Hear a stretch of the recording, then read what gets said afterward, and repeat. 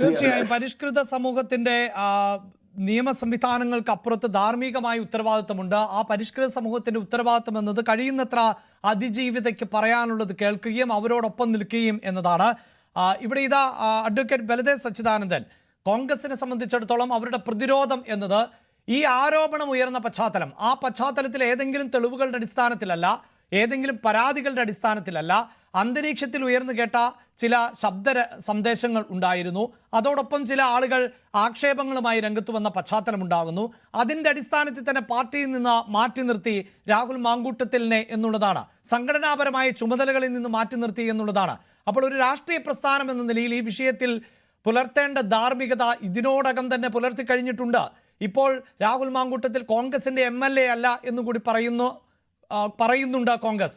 അതുകൊണ്ട് തന്നെ ഈ വിഷയത്തിൽ കോൺഗ്രസിനെ സംബന്ധിച്ച് അവർ ആത്മാർത്ഥമായൊരു നിലപാട് സ്വീകരിച്ചിട്ടില്ല എന്ന് അനുമാനിക്കാൻ സാധിക്കുമോ?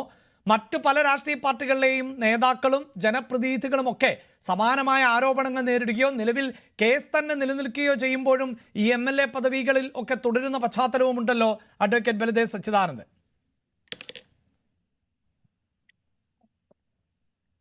അഭിലാഷ് തുടക്കത്തിൽ തന്നെ പറഞ്ഞൊരു വ്യക്തത ഉണ്ടായിരുന്നു. അതായത് ജനപ്രതിനിധികളുടെ ധാർമ്മികതയെക്കുറിച്ച്. ഞാനിതിനൊരു രാഹുൽ മാങ്കൂട്ടത്തിന്റെ പ്രശ്നമായിട്ട് തന്നെ കാണുന്നില്ല. ഒരു പഞ്ചായത്ത് മെമ്പർ മുതൽ MP വരെയുള്ള ജനപ്രതിനിധികൾ സമൂഹത്തിന് എപ്പോഴും മാതൃകയാവേണ്ടവരാണ്. അവരിങ്ങനെയുള്ള കാര്യങ്ങളിൽ നിന്ന് മാറി നിൽക്കേണ്ടവരാണ്. ഇവിടെ രാഹുൽ മാങ്കൂട്ടത്തിനെതിരെ നിരവധി ആരോപണങ്ങൾ, സ്ത്രീ വിഷയവുമായി ബന്ധപ്പെട്ട ആരോപണങ്ങൾ ഒത്തിരി ഉണ്ടായിരിക്കുന്നു. ഈ ആരോപണം ഉണ്ടായപ്പോൾ കോൺഗ്രസ്സുകാരെ സസ്പെൻഡ് ചെയ്തു എന്ന് പറയുന്നത് ശരിയാണ്, പാർട്ടികൾ അദ്ദേഹത്തിനെ പുറത്താക്കി എന്ന് പറയുന്നത് ശരിയാണ്. പക്ഷേ ഇവിടെ ഒരു ധാർമ്മികതയുടെ പ്രശ്നം എന്ന് പറയുന്നത് അദ്ദേഹം അന്ന് പറഞ്ഞല്ല, എന്താ കോൺഗ്രസ്സുകാർ മൊത്തത്തിൽ പറഞ്ഞത്. നേരത്തെ ഇന്നും ബഹുമാനപ്പെട്ട രമേശ് ചെന്നിത്തലയുടെ ഞാൻ കണ്ടു, അദ്ദേഹം പറഞ്ഞെന്തെന്നറിയോ, ഇത് ഇപ്പോൾ ഇടതുപക്ഷത്തിനെതിരെ ശബരിമലയുമായി ബന്ധപ്പെട്ട് ചില സംഭവങ്ങൾ ഉണ്ടായപ്പോൾ അതിനൊരു മറയായിട്ട് ഈ കേസ് വന്നിരിക്കുകയാണെന്നാണ് ഇന്ന് ബഹുമാനപ്പെട്ട രമേശ് ചെന്നിത്തല ഇന്ന് വൈകിട്ട് 5 മണിക്ക് ശേഷമുള്ള ഒരു അഭിമുഖത്തിൽ പറഞ്ഞത്. അപ്പൊ ഇത് ഇങ്ങനെയുള്ള അഴിമതികളെ അല്ലെങ്കിൽ ഇങ്ങനെയുള്ള ആരോപണങ്ങൾ, അഴിമതിയോടെ നിൽക്കുന്ന അഴിമതി അല്ലല്ലോ ഇത്, ഇങ്ങനെയുള്ള ആരോപണങ്ങളെ രാഷ്ട്രീയ നേതൃത്വം സംരക്ഷിച്ചു കൊണ്ടുപോകുന്ന ഒരു പ്രവണതയുണ്ട്. ഒരിക്കലും ഒരു പാർട്ടിയും അതിന് ചെയ്യാൻ പാടില്ല എന്ന അഭിപ്രായം, അത് ഇടതുപക്ഷമായിരുന്നാലും കോൺഗ്രസ് ആയിരുന്നാലും മറ്റു രാഷ്ട്രീയ പാർട്ടി ആയിരുന്നാലും. ഇപ്പോൾ ഒരു കണക്ക് വന്നിരിക്കുന്നത് ഇന്ത്യയിൽ നിരവധി MPമാര് MLAമാര് ഇന്ത്യ മൊത്തത്തിൽ ഈ സ്ത്രീ വിഷയവുമായി ബന്ധപ്പെട്ട്, സ്ത്രീ പീഡന കേസുകളുമായി ബന്ധപ്പെട്ട് പ്രതികളാണ്. പക്ഷെ അവരെയൊക്കെ അതാത് പാർട്ടികൾ സംരക്ഷിക്കുന്നു എന്നുള്ളതാണ്. നിരവധി MPമാരുണ്ട് ആ കേസിൽ പ്രതികളായിട്ടുള്ളവര്, MLAമാരുണ്ട്, രാഷ്ട്രീയ നേതാക്കന്മാരുണ്ട്, പല സ്ഥാനത്തിരിക്കുന്നവരുണ്ട്. കോൺഗ്രസിന്റെ തന്നെ കേരളത്തിൽ 3 MLAമാരുണ്ട് പ്രതിസ്ഥാനത്ത് ബലാത്സംഗ കേസ് ഉൾപ്പെടെ നിൽക്കുന്നവര്. അപ്പൊ അവരെയൊക്കെ അതായത് രാഷ്ട്രീയ പാർട്ടികൾ സംരക്ഷിക്കുന്നു. അല്ലെങ്കിൽ ഇടതുപക്ഷവും മോശമൊന്നുമല്ലല്ലോ. താങ്കൾ ഈ പറഞ്ഞ ഞാൻ പറഞ്ഞല്ലോ ഈ ഇടതുപക്ഷമായാലും കോൺഗ്രസ് ആയിരുന്നാലും BJP ഇങ്ങനെയുള്ളവരെ സംരക്ഷിക്കുന്നത് പല രാഷ്ട്രീയ പാർട്ടികളും എടുക്കുന്ന ഒരു നിലപാടാണത്. ഇതിനകത്ത് മറ്റൊരു കാര്യം കൂടി ഉണ്ട് അഭിലാഷ്. അതായത് ഇപ്പോൾ ചെറുപ്പക്കാരുടെ ഒരു പ്രവണതയുണ്ട്. ഇവിടെ തന്നെ ഒരു സ്ഥാനാർത്ഥി, ഞാൻ പേരൊന്നും പറയുന്നില്ല, ഇപ്പൊ തദ്ദേശ സ്വയംഭരണ തെരഞ്ഞെടുപ്പായിട്ട് നിരവധി കേസുകൾ പ്രതിയാണ്, പണ്ട് കാപ്പയൊക്കെ ചുമത്തിയാണ്. പക്ഷെ ആ ചെറുപ്പക്കാരന്റെ പുറകിലാണ് ഇവിടെയുള്ള ചെറുപ്പക്കാർ കൂടുതലും. കാര്യം എന്താണെന്നറിയോ, അവൻ കുറച്ച് ഗുണ്ടയാണ്, കുറച്ച് കാശുമൊക്കെ ചെലവാക്കി അടിയും പിടിയും ഒക്കെ ആയിട്ട് നിൽക്കുന്ന എല്ലാവിധ ഈ പറഞ്ഞ എല്ലാ സ്വഭാവങ്ങളും ഉണ്ട്. അപ്പൊ ചെറുപ്പക്കാർക്ക് ഇപ്പോൾ ഒരു ആവേശമാണ്. പണ്ടൊരു സ്ഥാനാർത്ഥി ഇവിടെ ഇലക്ഷൻ മത്സരിച്ചപ്പം അദ്ദേഹത്തിനെതിരെ ഇതുപോലെ ഒരുപാട് ആരോപണങ്ങൾ വന്നു. പക്ഷെ അയാൾ വൻപിച്ച ഭൂരിപക്ഷത്തോടെ ജയിച്ചു. ചെറുപ്പക്കാർ മൊത്തത്തിൽ അവരുടെ കൂടെ. അപ്പൊ അവർക്ക് ഇതൊരു ആവേശമാണ്. ഇങ്ങനെയുള്ള ഗുണ്ടാപ്പണികൾ കാണിക്കുക, ഇങ്ങനെയുള്ള അവിഹിത ബന്ധങ്ങളിൽ ഏർപ്പെടുക, ഇതൊന്നും സമൂഹം ഇതിനെയൊക്കെ ഇന്ന് നിയമവൽക്കരിച്ചിരിക്കുകയാണ്. അതാണ് അവിടെയാണ് ശ്രീ ബലദേവ് സച്ചിദാനന്ദൻ ഈ ചോദ്യം ഉയരുന്നത്. താങ്കൾ ഇപ്പോൾ സൂചിപ്പിച്ചത് എൽദോസ് കുന്നപ്പള്ളിയുടെയോ വിൻസെന്റിന്റെയോ ഒക്കെ കാര്യമാണെങ്കിൽ മറുഭാഗത്ത് മുകേഷും അല്ലെങ്കിൽ KB ഗണേഷ് കുമാറും ഒക്കെ ഇത്തരം ആരോപണങ്ങൾ നേരിട്ടിട്ടുണ്ട്. P ശശിയെ പോലെയുള്ള വളരെ പ്രധാനപ്പെട്ട പദവിയിൽ ഇപ്പോഴും ഇരിക്കുന്നുണ്ട്. അപ്പോൾ ആ പദവിയിൽ ഇരുത്തിയിട്ടാണ് ഇനി MLA ആയി തുടരാൻ അവകാശമില്ല, എത്രയും പെട്ടെന്ന് രാജിവെക്കണമെന്ന് MP ഗോവിന്ദൻ ആവശ്യപ്പെടുന്നത്. ഇതാണ് ഞാൻ പറഞ്ഞല്ലോ, ഇപ്പോൾ ഇതാണ് ധാർമ്മികത. മോഹൻലാൽ ഒരു സിനിമയിൽ പറയുന്നതിൽ ഇപ്പോൾ അധോലോകമല്ല, കള്ളക്കടത്തുകാരുടേതാണ് ലോകം, അതിന് അധോലോകമല്ല, അതാണ് ലോകം എന്ന് മോഹൻലാൽ പറയുന്നത് പോലെ ഇപ്പോൾ ആര് ഏറ്റവും കൂടുതൽ കുറ്റകൃത്യങ്ങൾ ചെയ്യുന്നു, ഏറ്റവും കൂടുതൽ ബലാത്സംഗ കേസിൽ പ്രതിയാകുന്നു, അവരാണ് ഇന്നത്തെ ഹീറോകൾ, അവരെയാണ് ഇന്നത്തെ സിനിമകൾ. ഇപ്പൊ ഏത് സിനിമയും കണ്ടതും അഭിലാഷത്ത് കണ്ടുമൊക്കെ തുടക്കം മുതൽ അവസാനം വരെ മദ്യപാനം വ്യഭിചാരം കാണിക്കുന്ന സിനിമകളാണ്. അല്ലാത്ത സിനിമകൾ കാണാൻ ചെറുപ്പക്കാരില്ല.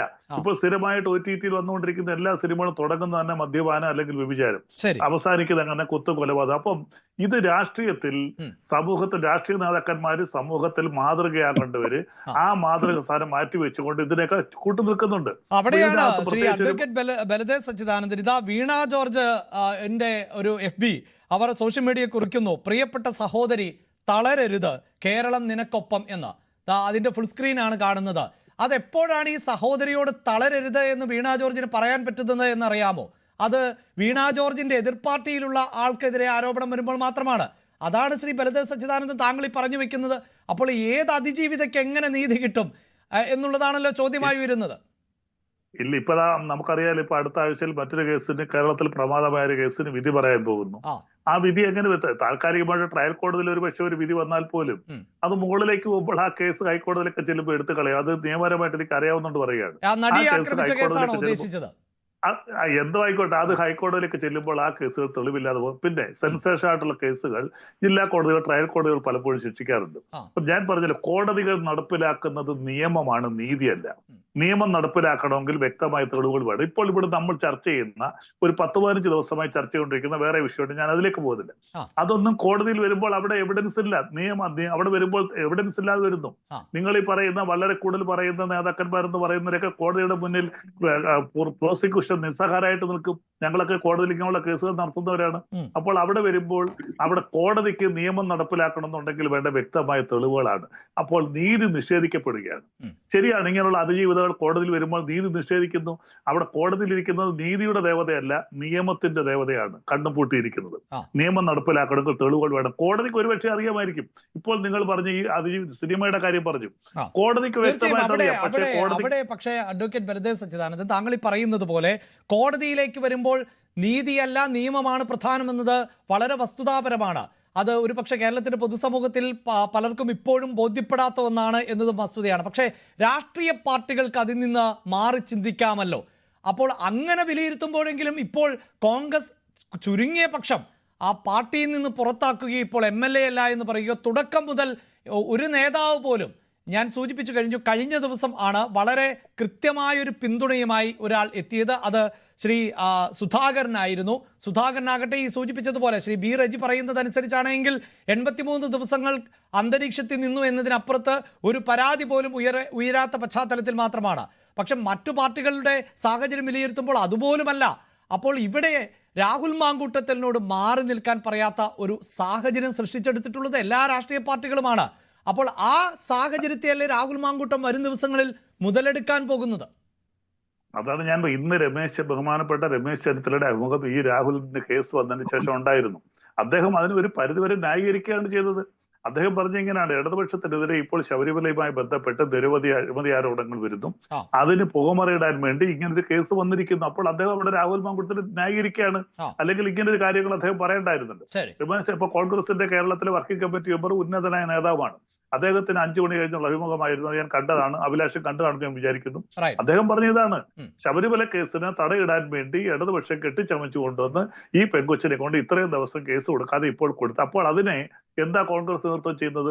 അതിനെ സാധൂകരിക്കുന്നു, രാഹുൽ മാങ്കൂട്ടത്തിനെ ന്യായീകരിക്കുന്നു, ശ്രീബിയുടെ ഞങ്ങളെ ന്യായീകരിക്കുന്നു. ഇത് നേതൃത്വം ചെയ്യാൻ പാടില്ല. അതിലൊക്കെ ഉപരി ആ വ്യക്തി ഇത് ചെയ്യാൻ പാടില്ല. വ്യക്തിക്കല്ലേ ആദ്യമായിട്ട് ധാർമ്മികത വേണ്ടത്. ഞാൻ തെറ്റ് ചെയ്തിട്ടുണ്ടെങ്കിൽ MLA സ്ഥാനം രാജിവെച്ചിട്ട് മാറി നിൽക്കണം. ഇത് പറയുമ്പോൾ തിരിച്ചൊരു ചോദ്യം വരാം, നിങ്ങളുടെ 3-4 MLA മാരില്ലയോ കൊണ്ട് ഞാൻ അതിനും ന്യായീകരിക്കുന്നില്ല. അവര് എന്തേ രാജിവെച്ചോണ്ട് മാറി നിൽക്കേണ്ടതാണ്. അതാണ് ശ്രീ അശോക് കുമാർ, അദ്ദേഹം BJPയുടെ പ്രതിനിധിയാണ്. ശ്രീ അശോക് കുമാർ, ഇതാ ഈ സൂചിപ്പിച്ചതുപോലെ ഇന്നും ഒരു പക്ഷേ മണിക്കൂറുകൾക്ക് മുമ്പ് ശബരിമല പോലെ ഒരു വിഷയമായിരുന്നു ഈ പ്രൈം ഡിബേറ്റും ചർച്ച ചെയ്യണം എന്ന് നിശ്ചയിച്ചിരുന്നത്. പക്ഷേ രാഹുൽ മാങ്കൂട്ടത്തിനെതിരെ പരാതി വരുമ്പോൾ ആ വിഷയത്തിൽ നിന്ന് മാറുകയാണ്. അപ്പോൾ ആ കാര്യം ആണ് രമേശ് ചെന്നിത്തല പറഞ്ഞു വെക്കുന്നത്. അങ്ങനെ അന്തരീക്ഷത്തിൽ നിന്ന് ശ്രദ്ധ മാറ്റുന്നതിന് വേണ്ടിയാണ് ഇപ്പോൾ ഇങ്ങനെ ഒരു പരാതിയുമായി യുവതി എത്തുന്നത്. പക്ഷേ ഇതിൻ്റെ ഒരു പശ്ചാത്തലം നമുക്കറിയാം. ഈ യുവതിയല്ല ആദ്യം രാഹുൽ മാങ്കൂട്ടവുമായി ബന്ധപ്പെട്ട വിഷയം പുറത്തു പറയുന്നത്. അതിനു മുമ്പ് തന്നെ പാർട്ടിക്കുള്ളിൽ തന്നെ രാഹുൽ മാങ്കൂട്ടവുമായി ബന്ധപ്പെട്ട വിഷയം ചർച്ചയായിരുന്നു എന്ന് തന്നെയാണ് ഞങ്ങൾക്ക് മനസ്സിലാക്കാൻ സാധിച്ചിട്ടുള്ളത്. പക്ഷേ ഒരാൾ പരസ്യമായി പറയുന്നത് വരെ ആ വാർത്തകളുടെ ഉറവിടത്തെ കേന്ദ്രീകരിച്ചുകൊണ്ട് ഞങ്ങൾക്ക് ആ വാർത്ത പുറത്തുവിടാൻ പറ്റില്ല. പിന്നീട് നമ്മൾ കണ്ടതാണ്, മലയാളത്തിലെ ഒരു യുവ നടി തനിക്കുണ്ടായ തിക്താനുഭവത്തെക്കുറിച്ച് പറയുന്നു. സമൂഹ മാധ്യമങ്ങളിലൂടെ പിന്നീട് പലരും ഇത് പാർട്ടിക്കുള്ളിൽ പലപ്പോഴായി നേരിട്ടിട്ടുള്ള സംഭവമാണ് എന്ന് പറയുന്നു. എന്തിനധികം പറയുന്നു, പാർട്ടിക്കുള്ളിലെ വനിതാ നേതാക്കളടക്കം കൃത്യമായി രാഹുൽ മാങ്കൂട്ടത്തിനെതിരെ രംഗത്ത് വരുന്നു. ഒരു പക്ഷേ അല്പസമയത്തിനകം സജ്ജനെ